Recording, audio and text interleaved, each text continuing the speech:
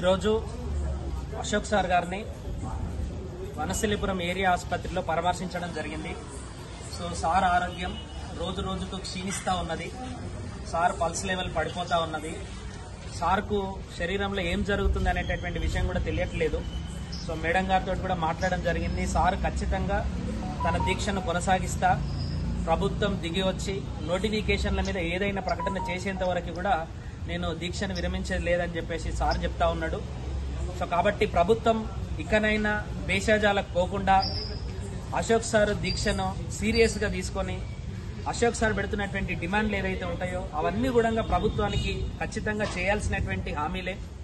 ఒకటే సంవత్సరంలో 2 లక్షల ఉద్యోగాలని చెప్పేసి కాంగ్రెస్ పార్టీ అధికారంలోకి వచ్చింది. సో దానికోసమే ఈరోజు అశోక్ సార్ దీక్ష చేస్తున్నాడు. కాబట్టి ఇమీడియట్ గా ప్రభుత్వం స్పందించి సార్ డిమాండ్లన్నింటినీ కూడా నెరవేరుస్తారని చెప్పేసి ఆశిస్తున్నాం.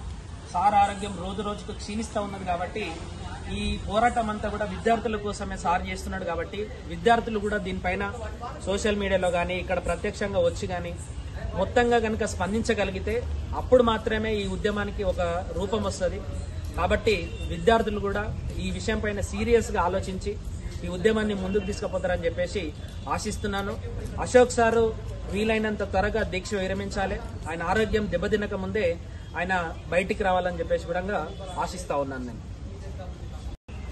అశోక్ సార్ను ఈరోజు హాస్పిటల్లో పరామర్శించడం జరిగింది. వాస్తవానికి అశోక్ సారు తెలంగాణ రాష్ట్రం వచ్చినప్పటి నుంచి కూడా నిరుద్యోగుల పక్షాన ఉద్యోగాల కోసము ప్రతి సందర్భంలో మొన్న బీఆర్ఎస్ ప్రభుత్వం కానీ ఈరోజు కాంగ్రెస్ ప్రభుత్వం కానీ ఎప్పుడైతే నిరుద్యోగులకు అన్యాయం చేస్తుందో ఆ టైంలో ఖచ్చితంగా ఆయన నిరుద్యోగుల పక్షాన ఉండి ఇలా నిరసనలు కానీ మీటింగ్లు కానీ దీక్షలు కానీ చేస్తూ ఉన్నాడు.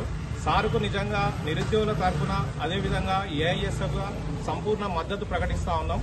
అశోక్ సార్ను ఒక రిక్వెస్ట్ కూడా చేయడం జరిగింది. ఏంటంటే మన శరీరాన్ని కాపాడుకుంటూ మనము పోరాటం చేయాలి.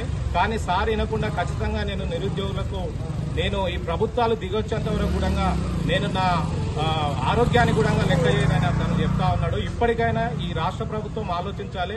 గత ప్రభుత్వంలా కాకుండా మీరైనా ఉద్యోగ నోటిఫికేషన్లు ఇచ్చి త్వరగా నిరుద్యోగులకు న్యాయం చేయాలని ఈ సందర్భంగా డిమాండ్ చేస్తున్నాం. లేని పక్షంలో విద్యార్థి సంఘాలుగా నిరుద్యోగులుగా ఖచ్చితంగా అశోక్ సార్ను కాపాడుకుంటూ నిరుద్యోగుల పక్షాన ఒక మహత్తరమైన ఉద్యమం చేపట్టడానికి కూడా మేము సిద్ధంగా ఉన్నాం. ఓకేనా. నా పేరు రాజేష్ చవాన్, లంబాడి ఐక్యవేదిక విద్యార్థి విభాగం రాష్ట్ర సెక్రటరీగా. ఈరోజు వనస్థలిపురం ఏరియా హాస్పిటల్లో మన అశోక్ సార్ గత 4 రోజుల నుండి నిరాహార దీక్ష చేపడుతున్న వారికి మా లంబాడి ఐక్యవేదిక తరఫున పూర్తిస్థాయి మద్దతు తెలియజేస్తా ఉన్నాము.